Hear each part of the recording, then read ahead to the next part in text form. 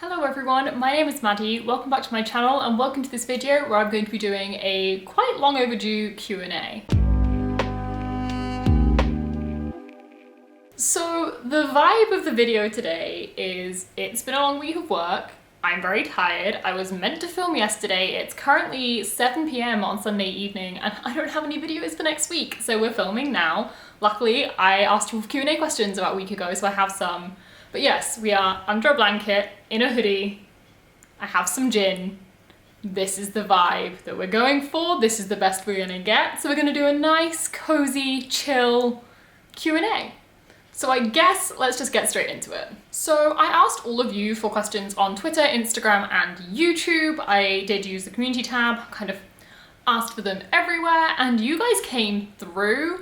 And I probably won't be able to answer all of them, unfortunately, because I think this would be a very, very long video. However, if I don't answer your question, feel free to ask it down in the comments and I can probably answer it there. Or if you want, I could do a part 2. I never know how interested people are in Q&As, but if you do want more, I can probably do a part 2, though I will try and choose like some juicy questions because there were definitely some mixed in. But before even getting to the questions actually, I'm gonna just kind of answer the most commonly asked question first. There's a series of questions, I'll be popping them up all over the screen, I'm sure, and that was, what's your new job? How's your job going? Are you enjoying your job? How are you coping? So we're gonna just do a quick little piece about that, and then I'll do like the individual questions because the number of you that asked about my job is insane to me, and I really, really appreciate that. I really, really do. I love that you guys are so interested in what I do and that you all care so much about how it's going. So let's quickly talk about that. So my job, I have said this before on my channel and in lives and stuff, I will not be saying exactly what my job is or exactly who I work for. I'm not really sure that I'm comfortable giving out that information, and I'm also pretty sure that my company do not want me being too vocal about it because the kind of work I do involves working with a lot of clients who obviously their confidentiality needs to be preserved and a lot of the work is confidential, so not much of it I could talk about anyway. But I can give you a brief overview. So my job title is an operational consultant. It is a graduate role, so I am going into it straight from uni. I don't have experience in the area or anything like that. And as a very brief overview of what a consultant does, basically I will go into a business from any variety of different areas and kind of work out why areas of their business aren't working how they should be, and then find ways to correct that so they're working more efficiently, they're working quicker, they're saving money, things like that. So that's basically what I'll be doing. Obviously, the next few years are going to be a massive learning curve. I currently do not know how to do this. I would say if you want to get more of a picture of the kind of work I'm be doing, read this book. It's called The Goal. I had to read it before starting my job, and it basically follows this process of improving a company. So basically, I'm going to be contracted by companies to do what happens in this book. It's long, it's relatively interesting. I don't expect any of you to read it, but if you want more insight into what I'm going to be doing, that's probably the best explanation you're gonna get. But I will say again, I will not be saying the company's name at any point, so please don't ask for that because I'm not gonna be disclosing it. In terms of how it is going very well. I've just finished my second week. The first 4 weeks are sort of induction and training, so I've not actually done like any on-the-job work yet. It's been training with my induction group. There's like 6 of us all training together, and it's been really, really interesting. The first week was incredibly tough. They make a big point of this, that the first week is going to be really, really difficult, and that held true.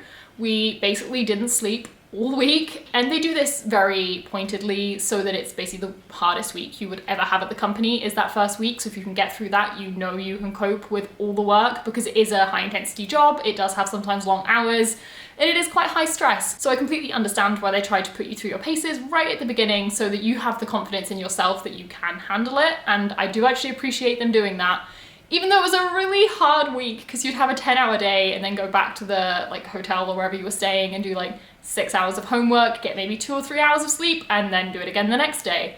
So it was a lot, but it was good, and it was a good like bonding experience for all of us on the induction together. Week 2 was much more chill, but it is also still really difficult in that you're still recovering from the lack of sleep of week 1, and you kind of have looming over you that in week 3 is what they refer to as site week. So it's the first week where you go and work for a company. So you kind of got that looming over you, because I'm not gonna lie, that is terrifying. I am so scared about next week because it's the first week I actually have to use these skills I've had for about 10 days and apply them to something where it's worth a lot of money. So it's quite scary. Obviously, I'll not be working on my own, I'll be working with a team who actually know what they're doing, so it'll be fine.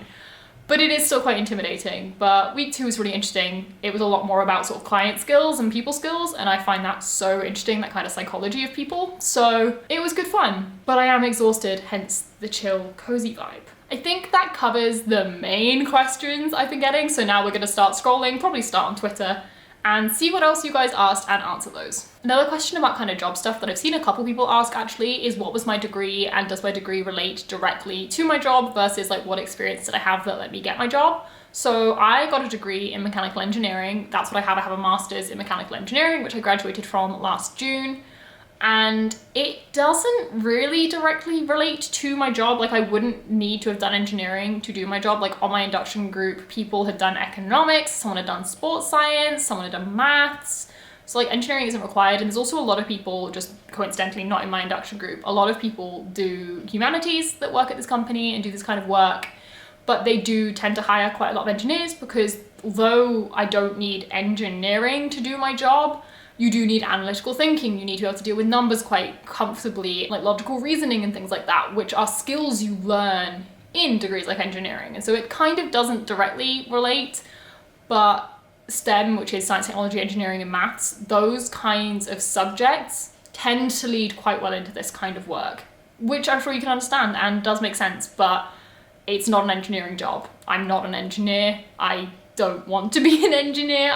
My degree was okay, but it wasn't what I wanted to do. So yeah, related, but not directly. Okay, so I'm gonna start with some questions kind of about Booktube because I've had quite a few from all different topics. So let's start with those. First from the Bookish Nook is, what were your thoughts when you started Booktube? And I guess within this, I should probably talk about why I started Booktube. I say that, I'm not sure I really had a reason. I have said this before, I first started Booktube like 2.5 years ago now, and almost 3 years now, somehow. That's terrifying. But I started it and I really, really loved it, but I didn't have time. I was in the middle of uni, I did not have time to keep up with it. It was very difficult, and so I stopped and then started again in June of last year. So it's been like 7 months now. And it's just, I just love doing it. I obviously love reading, and I've loved watching Booktube and being on Book Twitter and all of this, and Bookstagram especially, for years and years and years. And Booktube just kind of felt like the natural next step for me after doing Bookstagram and that going quite well. I just always felt like, although I love photography and I love images, I didn't feel like I was managing to put enough of myself into it. Just personally, I was struggling to find that way of doing it. So chatting to a camera seemed like the best step, and so that's what we did, and I love it and I'm very glad I did it. But thoughts when I was starting, oh god, it's terrifying. I'm not gonna lie, putting that first video out is really scary because I know everyone says don't look at numbers, don't worry about numbers, and I completely agree with that message. Numbers are not the be all and end all, and it's so easy to say that now when my numbers have done pretty well and I'm very happy with where my channel is at, but when you're starting, it is really scary. You do feel like you're just screaming into the void. Like, it's so hard for people to find your videos, it's so hard to find other people, and it's really intimidating speaking to other people, and obviously the whole kind of point is building this community and getting to know people. And so that's really difficult. That's not an easy thing to do, reaching out to people and kind of judging a situation. It's really hard, but it was okay, and it's worked out, you know, really well for me. I've got a phenomenal group of friends through doing this, and I love every second of it. But I will admit it was very scary when I started. Also, the thing which is just beyond insane to me is that my goal when I started was to maybe, as like a stretch goal, hit 1K subscribers within a year. I didn't think that would happen, but I thought, you know, maybe, like I already had 90 subscribers on my channel from when I'd done it before, so just maybe. Yeah, I hit 6K at the end of 2020, I think. I don't even know how many subscribers I have right now. My brain is fried at the moment. Yeah, I think I hit around 6K at the end of 2020. It may have happened at the beginning of 2021. I think it was 2020 though, which is the most ridiculous thing, and I cannot thank you enough. I've said it before, but still.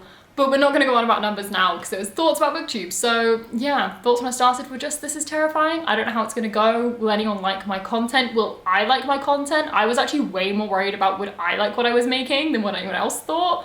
Like even now, I would be really scared to watch back my videos from 7 months ago. I don't know how much different they would be, but I would be worried.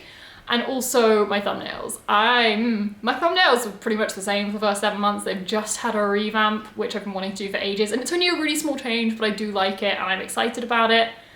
But yeah, it's been interesting. But yeah, thoughts when I started, it's scary, it's a lot, but it's also really exciting. Another question about Booktube is what has been your favourite sort of experience from doing Booktube? I know it's a really cliche answer, but it's the truth.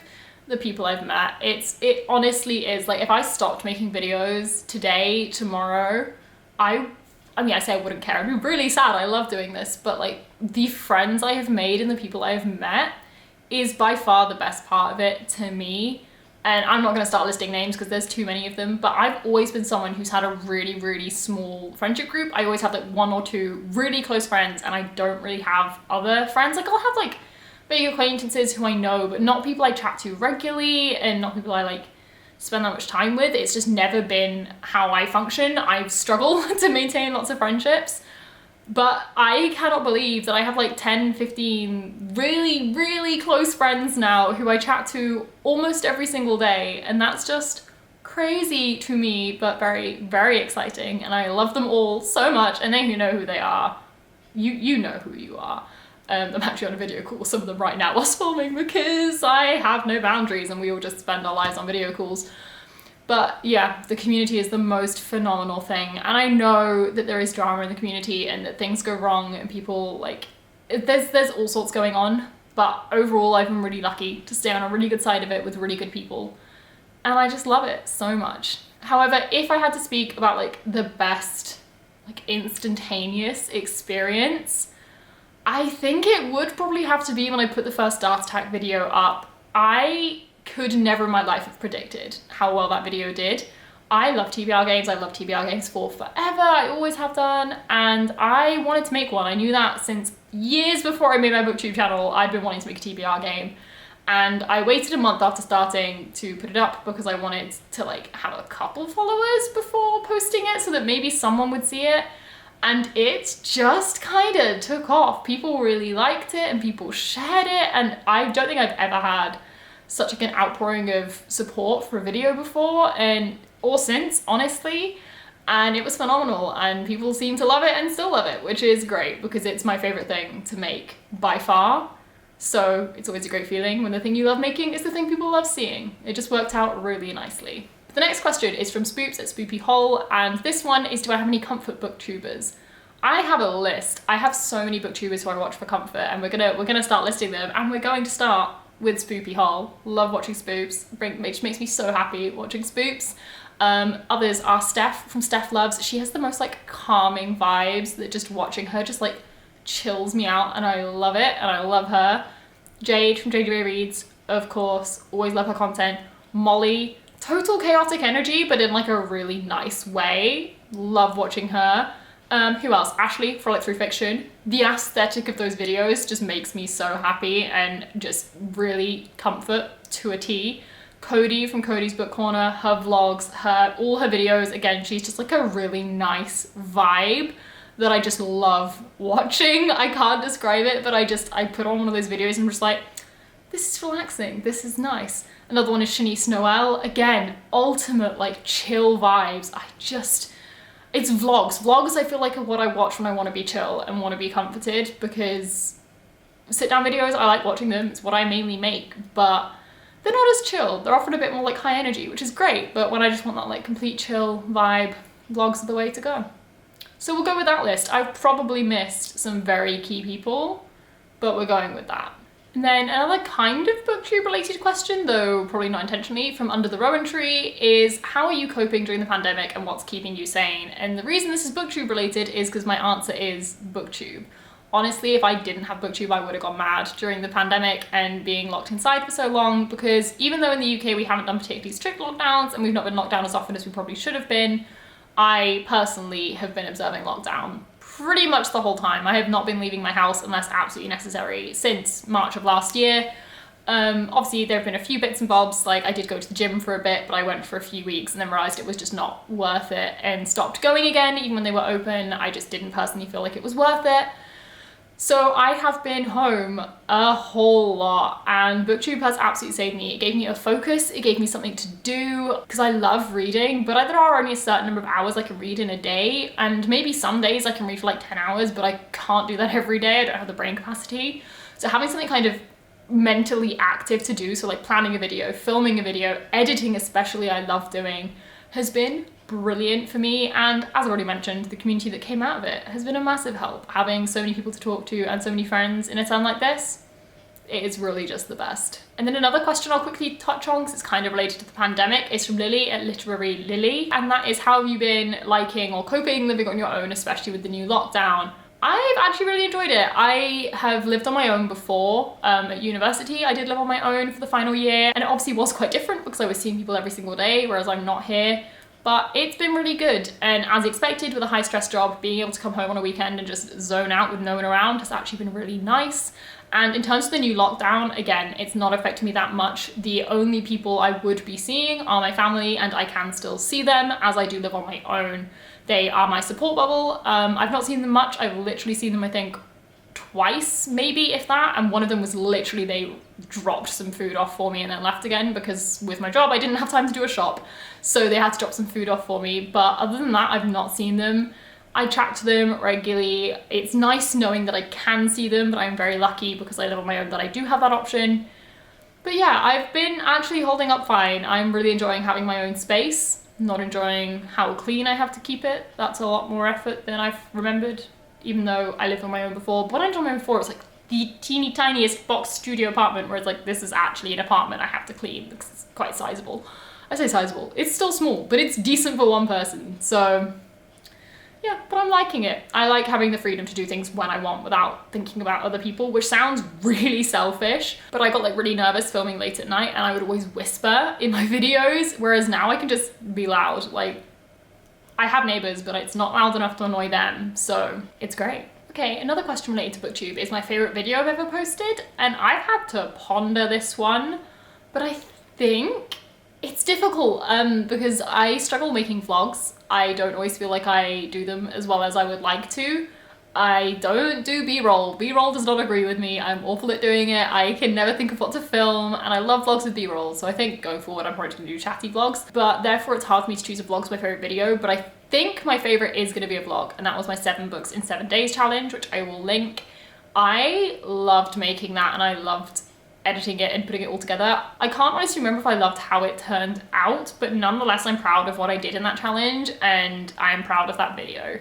Other than that, it's just Dart Attack. I don't even have a specific month, just all of them. Just Dart Attack. I just love them so much. It's so fun to make, and I love watching them, and it's great. Okay, and then the last question I think I'm gonna do, which is like Booktube and job related, because this actually links the two, and then we'll get into random questions as we go through because I'm running out of themes, is how am I coping with doing Booktube now I've started a job? We're filming at 7 PM on a Sunday evening for a video that needs to go up tomorrow.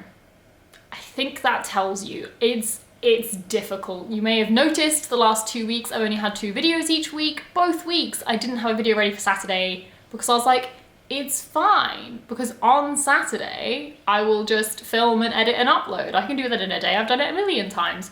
Yeah, I'm not live on Saturdays. Saturdays are officially my dead day now. I've just decided Saturdays are the day where I'm not human. So yeah, it's been very hard, but we're okay. Like, it's all right. I think in the next few weeks I'm going to settle into it more. Something that will help significantly is when I'm actually like started. My evenings will be free with the induction, because you're kind of hanging out with your induction group or like trying to bond with them. The evenings spent chatting to them instead of being chill on your own, and I will get those evenings back, which will help significantly because I can then edit in the evenings, and as long as I can pre-film on weekends. I will also say, I have mentioned this to people already, you may be getting vlog clips or even sit down videos from random hotel rooms. It's very possible, it may well happen. If it does, we're gonna roll with it, because that may just kind of be my life. I'm gonna be living away from home a lot, and if I don't get around to filming during the weekend, we might just have to film during the week. So I'm gonna try and keep most of my sit down videos here, but vlogs especially, obviously if I'm reading during the week and I'm not here, we're gonna be vlogging from wherever we're at. So it's gonna be a bit chaotic, but I'm confident I can at least maintain the 2 videos a week going forward. I'm hoping as of this week to get back to 3 videos a week, but I can't guarantee that it'll be 3 videos every single week, but you know, we're gonna go with it, we'll see.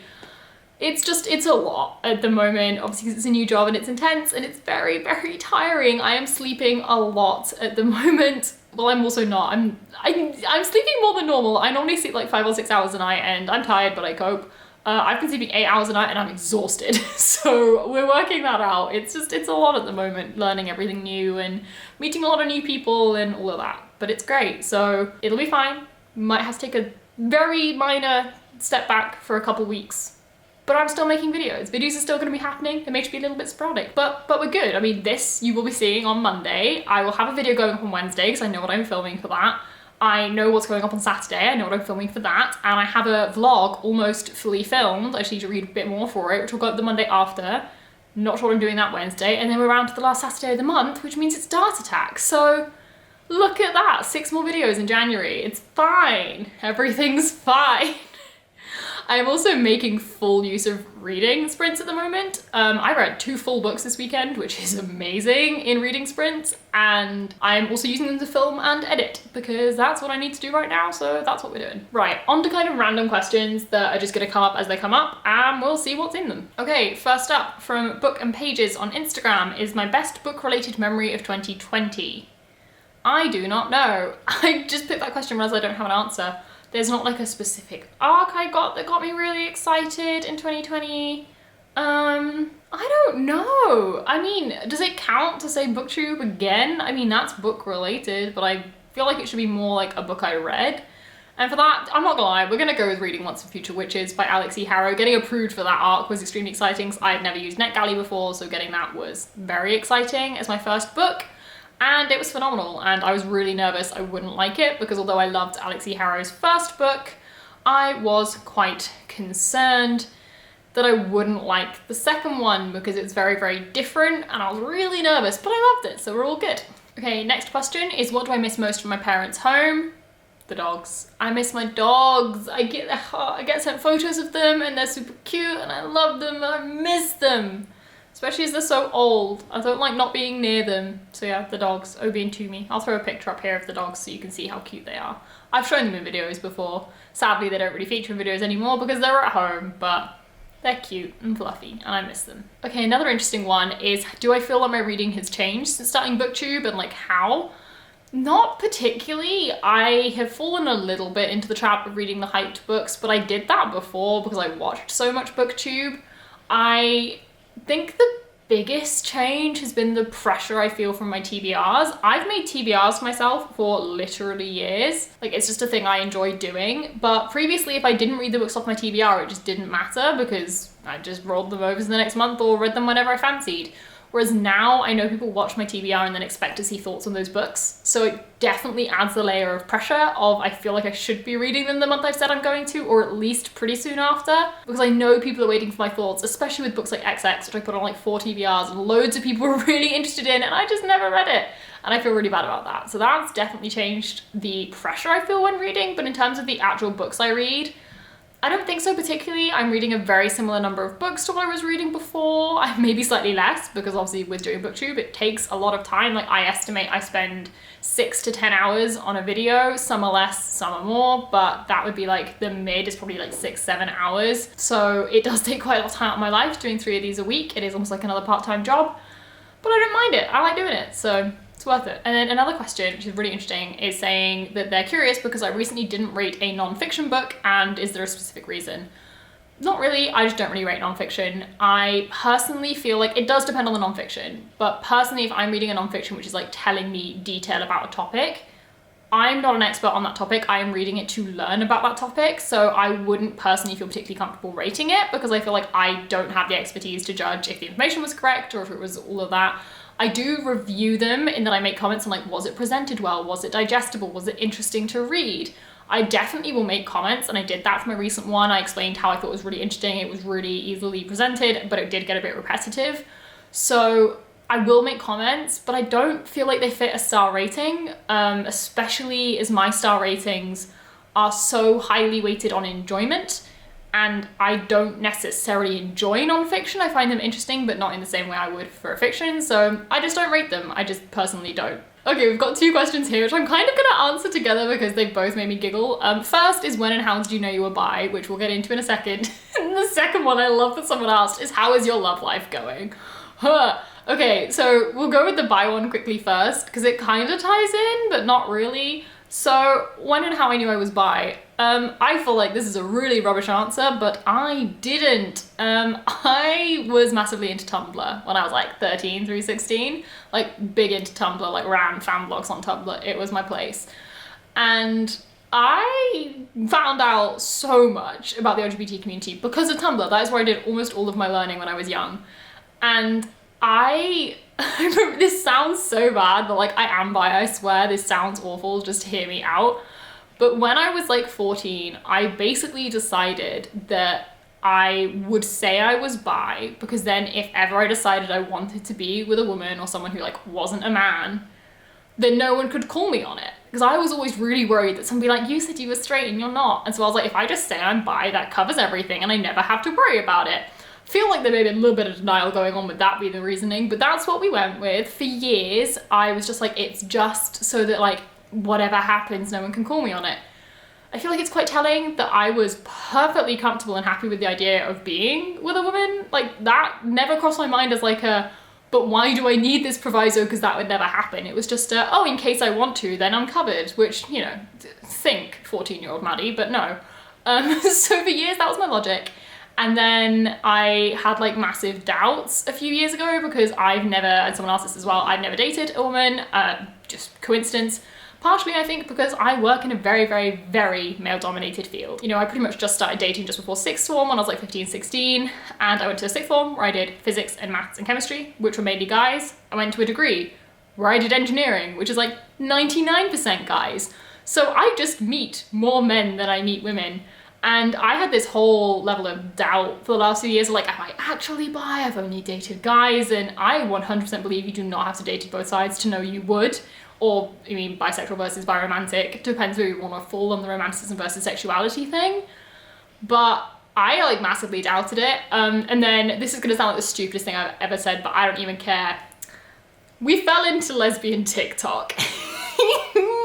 And oh, 2020 lockdown lesbian TikTok made me realize I am definitely bi. I am very much attracted to women.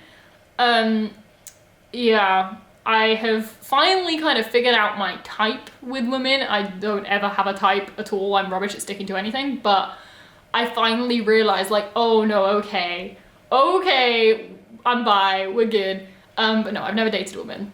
I've only dated men. And you would think, being bi, that there'd be so many more options, and yet I am single. I am very, very single. Yeah, I've been dating people on and off, but nothing significant for a while. So yes, very much single. So there you go. There's a lot of information about me you probably didn't need, including my whole like coming to terms with my sexuality story. Not sure how we got into that in this video, but we're here. Okay, completely different topic. What was the first musical I ever saw live? I don't know. I was in a musical before I saw one. Actually, the first musical I was in, I was like 6, but we're not counting that. The first proper musical I was in was when I was like 10. I was Dorothy in the Wizard of Oz for like year 6 leavers play. And I had done choir before that. I knew I loved music. I already played piano and flute, and I liked singing because I did choir, and I didn't really know anything about musicals. A few of my friends were really into them. Like, I knew some of the songs from Les Mis without knowing what Les Mis was. I could just sing them because I'd heard them a lot. And the way our school worked, there was like everyone auditions for the play because everyone had to be in it, and so they just get the whole year group to audition and then figure it out, and I somehow ended up getting the lead. Mainly because I have long hair they could plait to look like Dorothy. I'm not gonna lie, that was 90% of the reason. But I fell in love with it. I'd done ballet my whole life and knew I liked music, and it just kind of went like, yeah, this makes sense. This is a thing that makes sense. Musical theatre. And then I moved to a school for secondary school, which is year 7, so age 11 up to, well, for me, 16, because that's when I moved again, and moved to a school which did loads of musical theatre. So that's when I really got into it, and when I started seeing musicals. So I think the first musical I saw may have been Wicked, I think, because my mum introduced it to me because it's based off Wizard of Oz, which obviously I'd been in. And I did see Wicked 3 times. I saw it twice in the West End and once when it was touring in Birmingham. And then I saw Les Mis and Billy Elliot pretty near the beginning as well. And then I've seen a whole load of musicals since. And it is killing me. Of all the things that we've lost during lockdown, not seeing shows is the thing that's truly killing me. I 100% think they should be shut because obviously they need to be, but I miss it so much. And I've been watching them on like YouTube and stuff when they've been live streamed to support actors and stuff, but it's not the same as hearing an orchestra tune up and then the show starting. But one day we will get theatres back and I will literally spend my life in them if I'm not careful. Okay, so another question from Maya, who's Ocean Reads, is if you could go anywhere, where would you live? And near future, London. I have full intentions of moving to London. I was meant to move to London when I moved to this flat. The only reason I didn't is because with the world a bit shut down, London is very, very expensive. And obviously there is nowhere to go and nothing to do in London at the moment because of lockdown. So I was like, I'll move to Birmingham for now because it's cheaper. And then when the world reopens, so in like the next year or so, maybe cautiously, I will then move to London. Longer term kind of pipe dream, I would really, really love to live in either LA or New York. That would just, I'd love to do it. I visited both and I love them so much. I would also love to live in Italy at some point. I love Italy. It was one of my like 2021 New Year's resolutions I was going to make was to learn Italian. I learned a bit when I was 15 and I learned a bit a couple of years ago and I want to try it again and try and stick with it. I've kind of ditched that resolution because I'm starting my job, but maybe when life gets back together, I will try and learn some Italian. Other than that, maybe Prague. I love Prague. Honestly, I just love so many places, but for actually living, I think New York or LA were like the ultimate pipe dreams places I would love to live. We've got a few questions from Sid, so we're just gonna go through all of them. First is favorite music bands and artists. So many. First, Panic at the Disco. Big fan of Panic at the Disco. Alec Benjamin, phenomenal music. Lauv, amazing. Sigrid, yes. Dodie, amazing. Lauren Aquilina, I mainly love her old stuff. I haven't listened to her new stuff as much, but it's still really good. So many more people I listen to. Oh Wonder, we love Oh Wonder. There's a lot of people where I have like one or two songs from them I love. I think those are the main artists who I listen to a lot. Oh, Billie Eilish, and then K-pop. How did I forget K-pop? BTS and ATEEZ for those two top spots. That's a long enough list. I listen to lots of music, and we're not even getting into musical theatre soundtracks, because that's a whole thing in itself. Next is reading in silence or with music and ASMR. Highly dependent. Normally silence. My favorite is a coffee shop with general hubbub. That's my favorite. It makes me fully focus on what I'm reading and I can like just have like the drone in the background. ASMR rooms I struggle with. I find them a bit disconcerting. Music sometimes. I like lo-fi chill hop really quietly because again, it creates that kind of hubbub for me, but if it has lyrics, I'm dead. Cannot have lyrics whilst I read because my brain can't process two sources of words at the same time, and I will tune into the music over the book I am reading every time. And then Sid's third question is why are you so frickin' adorable and sweet? I think you are asking the wrong person there, Sid, and I think you need to go look at yourself in the mirror and ask yourself that, if I'm honest. Okay, another question from Spooks, and I like this one, is what is your most recent surprising 5-star read? So I'm gonna go look at all the 5-star reads I've given recently and work out one that I think is surprising. Though normally I'm pretty good at guessing when a book's gonna be 5 stars, so I don't know if we'll have an answer for this. Okay, so to get an answer from this, we are going way back to July. I did not give out very many 5 stars in the second half of last year, and almost all of those were ones I fully predicted I would give 5 stars. So all the way back to July, we are going with The Extraordinaries by TJ Klune. And I know I've gone on about this book a lot, but I didn't expect it to be 5 stars. I thought it might be because I loved House in Cerulean Sea, but this was such a different vibe and such a different kind of story, I wasn't sure.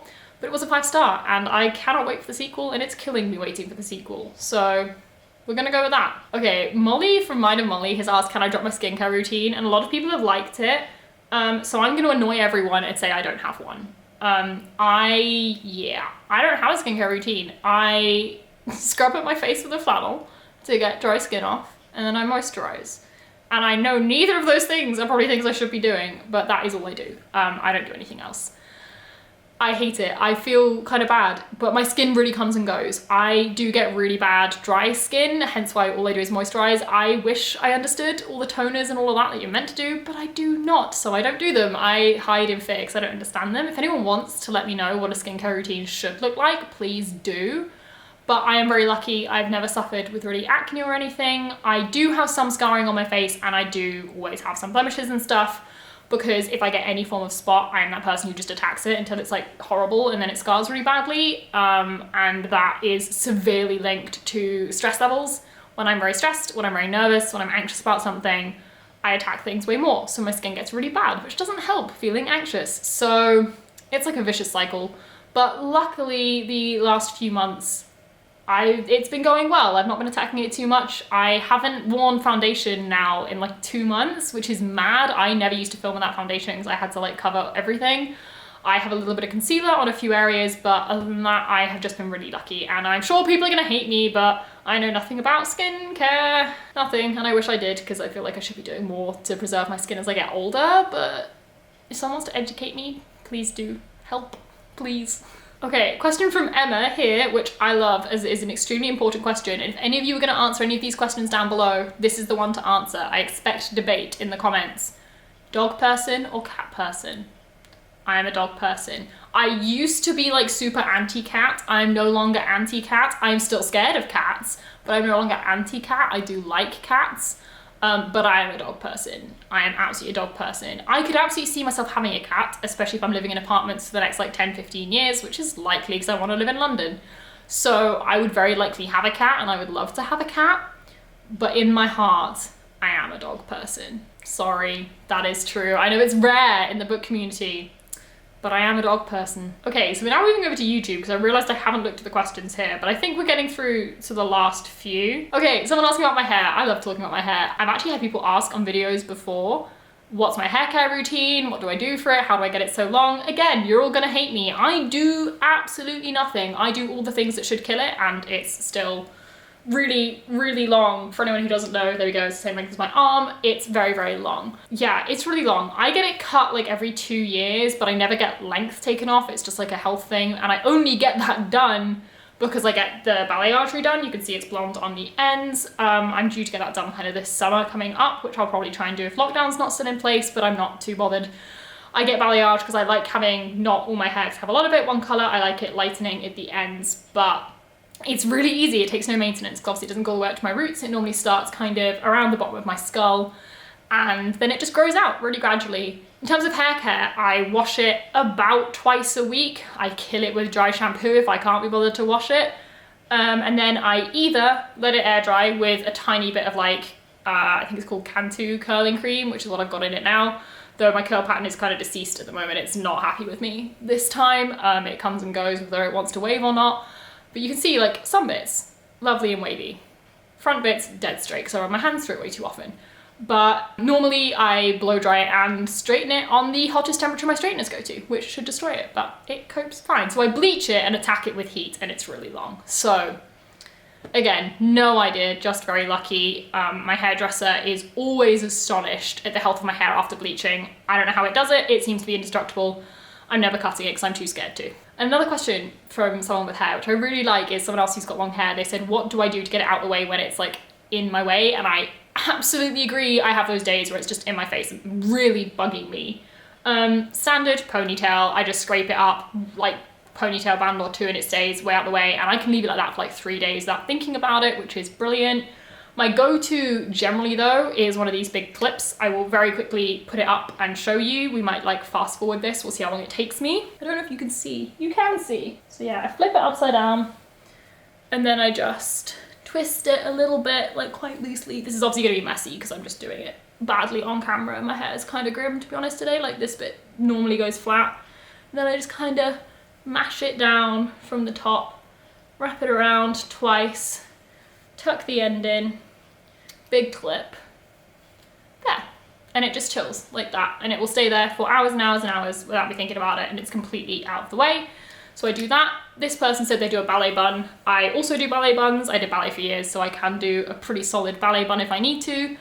But they're a lot more effort with pins and hairspray and everything. So this is brilliant because, as you can see, I take the clip out and it just comes down completely as it was before. So it's super easy if I want to be able to take it down later in the day and have it still looking nice, whereas like a ponytail I often get like a halo of a dent where the ponytail band was. So clip is my go-to. It works beautifully. Okay, another question is, how am I able to read a lot? And I know I read a lot. I always feel like I don't, because my mum reads like twice as much as me, and a lot of people I follow and I'm friends with read a lot more than me. Honestly, and this may sound really harsh, it is just a case of prioritization. And that is in no way saying you should feel guilty if you want to prioritize other things, but you also can't expect to do a lot of something if you don't prioritize it. So if you love watching Netflix, brilliant, have at it. But if you're spending a lot of hours watching Netflix, you will naturally have less hours to read and therefore likely read less. So it just depends. I don't watch that much TV. I have a few favorite TV shows. All of them have now finished, so I am not following any at the moment, other than Umbrella Academy, but Umbrella Academy and Stranger Things are probably the only two really ongoing TV shows I'm following. And they like drop once a year, if not once every 2 years, and then you just watch the whole thing and move on with your life. So, you know, it's fine. It's not like a lot of effort keeping up with those. I don't watch that many films. It's not a thing I do. I watch quite a bit of Booktube, but yeah, other than Booktube, making and watching and reading and like some journaling, I don't do that much else with my spare time, which leaves me quite a lot of time to read. So it is literally just a case of, is it the most important thing to you? If not, great. If it is, great. You'll probably read quite a lot. In terms of actual reading speed, I read at a relatively quick speed. You can probably tell from the speed I speak. I generally have a brain that works quite quickly. I have got quicker over the years, just reading more. In a completely bog standard book, I probably read 70 to 80 pages per hour. A lot of books like adult fantasy will drop to about 45 to 50. So massively variable depending on the book, but there is really, I have no tricks. I don't speed read. I don't do anything. It is literally just a case of the time I spend on it and how quick I happen to read. And then another question, kind of weirdly similar, is how many books do I own? And this person is hoping it's a lot so they feel less bad. It is a lot. I think I own about 800.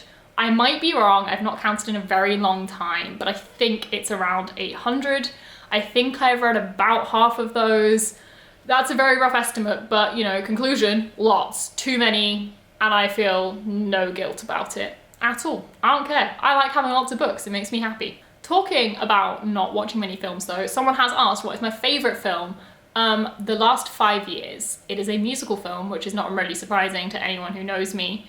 It is phenomenal. I love it a lot. It features Anna Kendrick and Jeremy Jordan, who are two amazing performers, and it's a story of this couple getting together and breaking up, so over the last 5 years. But it's told in a really interesting format in that the male perspective you see from them getting together to breaking up, but the female perspective you see the other way around. So you see from them breaking up to them getting together. And it's so fascinating to watch. I would say if you do want to watch it, maybe look that up a bit first, because the first time I watched it, I didn't know this and I was lost. Let me tell you, I hated the film, didn't get it. Then I understood the format and it's brilliant.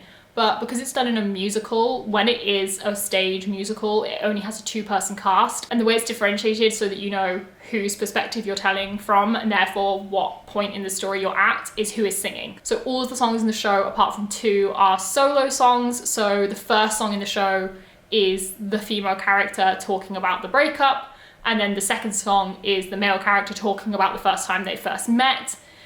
And yeah, it kind of interweaves the whole way through, and it's beautiful. I cannot get through it without crying. It's phenomenal. Watch it. I cannot get over how many marriage proposals I've had in these questions. Molly, Spoops, Ro. Yes, I will marry all of you, of course. Like, of course. I mean, there we go. Update to the question earlier of what's my relationship status. Married to 3 people. Sorted. Got a question from Molly, which I'm going to answer because it makes me laugh. She has asked, shorts or joggers? She's asking this because I had a video call with her and Jade and Steph yesterday, and I love wearing gym shorts when I'm just around my flat. Not like really short ones, like ones that come to mid-thigh. I just love them. And I was sitting under a blanket and I moved the blanket and they just saw leg, like a lot of leg. And I think they were a bit surprised. I feel kind of bad I just flashed them, but it was fine. But today I'm actually wearing joggers. We're wearing like grey joggers today, so mixing it up a bit. But normally, yeah, gym shorts. Okay, and the final question I think we're gonna go with, because it's like looking to the future and it's nice and I like it, is what is your dream job? And we're kind of gonna go with 2 answers here. First, performing in musical theatre. That would be the ultimate dream job, but that is in no way realistic. That's never gonna happen. No, that's not a thing. But you know, I would love to, it'd be fun. So my realistic dream job is basically any job that I love, and find interesting in terms of the work I'm doing that provides me with like a sustainable income, which means I can then either casually do musical theatre or watch musical theatre. So the actual job itself I don't mind as long as I like it and it's interesting. I just want to be supported in a way that I can support myself and any dependents I may end up having, and can continue to pursue my hobbies, basically, which is exactly the job I have right now. So we're very happy with that. And then the final question we're going to end on is another one to spark debate, and it's US versus UK covers and also paperback versus hardback. And we're kind of rolling them together. So US versus UK covers, I almost always prefer US. Not always, but most of the time I do prefer US. But US is definitely preferred in the paperback versus hardback. So I refuse to ever answer the paperback versus hardback question because I have a very, very set ranking. And this is that ranking. Top spot, floppy paperback, which I normally say US paperback for because most US paperbacks are floppy and most UK ones aren't. Next, hardback with floppy pages. Again, normally US. Next, hardback with stiff pages, so normally a UK hardback. And then in bottom spot is a UK paperback or a stiff paperback. They annoy me, I hate them, I get stressed. So there we go, definitive ranking. Anything else is wrong, I disagree with you. Sorry, that's how it is. Okay, but that's it. I'm gonna shut up now. I've literally been talking for way too long. So I think that's it. As I said, if you have any more questions, just drop them down below, or we can do a part 2 if people want it. There are more questions I didn't answer because I've been talking for too long. But that is it. So if you enjoyed it, give it a thumbs up, comment down below any more questions, or if you want to answer any of these questions, or just comment on my life story I've just given you, go for it. Subscribe if you'd like to see more content from me. It will normally not be quite so nuts and last minute, but maybe for a few months it might be. But that's it. So I think we're just gonna end the video now. So bye, and I'll see you in the next one.